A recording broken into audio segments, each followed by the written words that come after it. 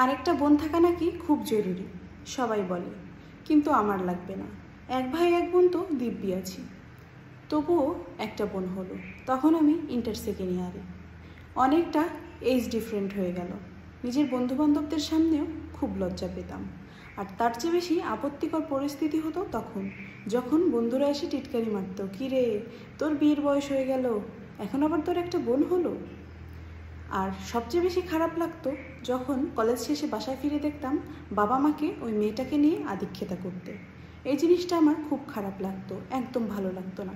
আগে ছিলাম সবার কাছে রানী, আর এখন মা পারে না বলে বাসার অধিকাংশ কাজ আমাকে করতে হয়।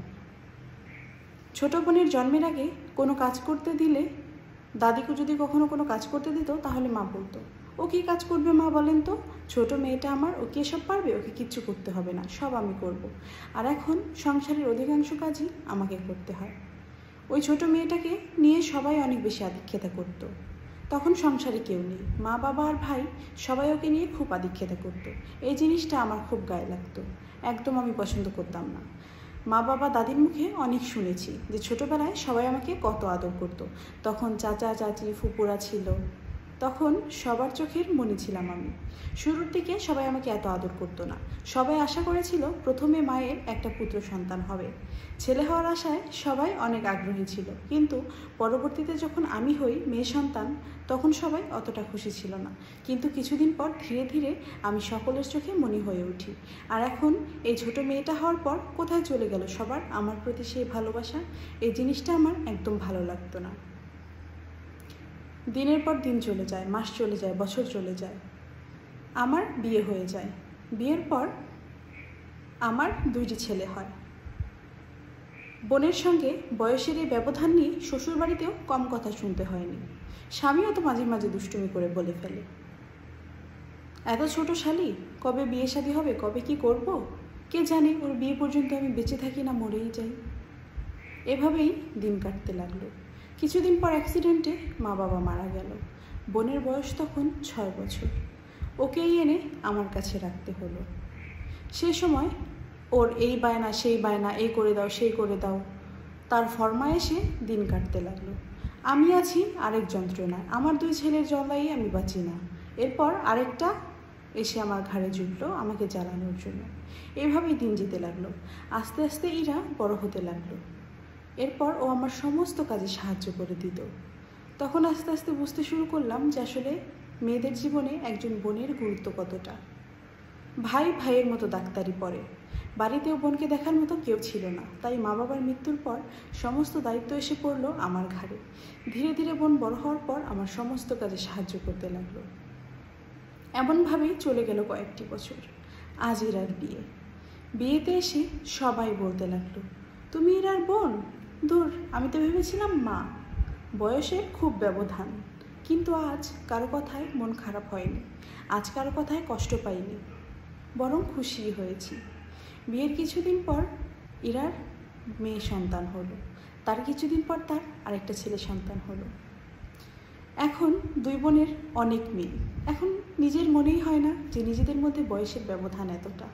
এখন 2 বোন যখন এক জায়গায় হই, তখন গল্পের ঝুলি খুলে বসলে ঘন্টার পর ঘন্টা পার হয়ে যায়, কিন্তু আমাদের গল্প শেষ হয় না। ভাই বিয়ে করেছে, ভাইয়ের বউটাও খুব ভালো, কিন্তু ভাইয়ের বাড়িতে গিয়ে থাকার সময় হয় না। ভাইয়ের বাড়িতে যখন দাওয়াত করে সেই দিন গিয়ে খাওয়া দাওয়ার পর আবার চলে আসি, কিন্তু ইরার বাড়িতে যখন কোনো অনুষ্ঠান পড়ে তখন আমাকে একদিন আগেই চলে যেতে হয়।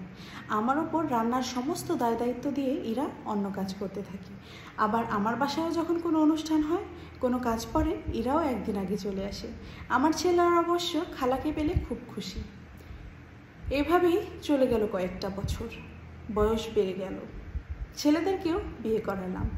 এখন বার্ধক্য চলে এসেছে, তলপেটে মেদ জমেছে, কোমরে মেদ জমেছে, ভাঁজ পড়ে যায়। 2 বোনের এখন অনেকটাই মিল। এখন আর মনে হয় না যে দুজনের মধ্যে বয়সের ব্যবধান কতটা। আজ মনে পড়ল সেই দিনটার কথা।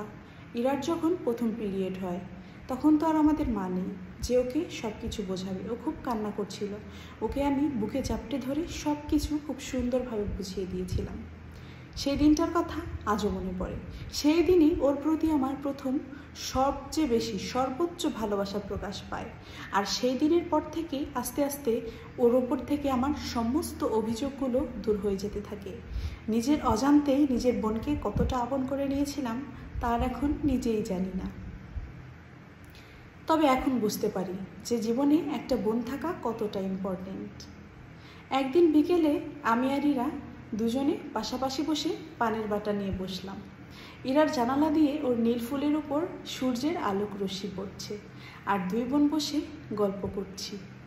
আসলে ভাই আছে, ভাইয়ের বউ আছে, ভাইয়ের পরিবার আছে, কিন্তু আজও একটা কথা মন খুলে তার সঙ্গে বলতে পারি না। কিন্তু নিজের মনের গহীনে যত লুকানো কথা আছে সব শেয়ার করতে পারি ইরার সঙ্গে। আর ইরার মনে লুকানো যত গোপন কথা আছে সব শেয়ার করতে পারে আমার কাছে।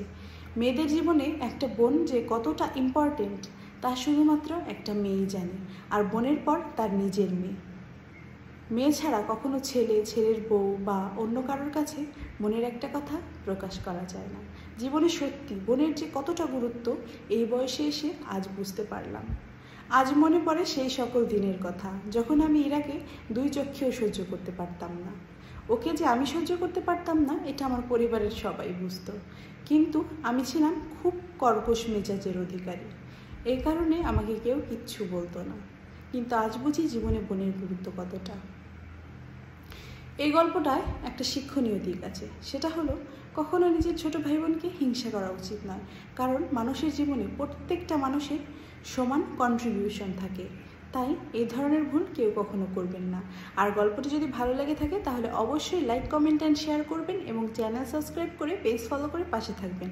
আবারও চলে আসবো এমন শিক্ষণীয় নতুন কোনো গল্প নিয়ে। ততদিন ভালো থাকবেন, সুস্থ থাকবেন। আজকের এই ভিডিওটি দেখার জন্য সকলকে অসংখ্য ধন্যবাদ।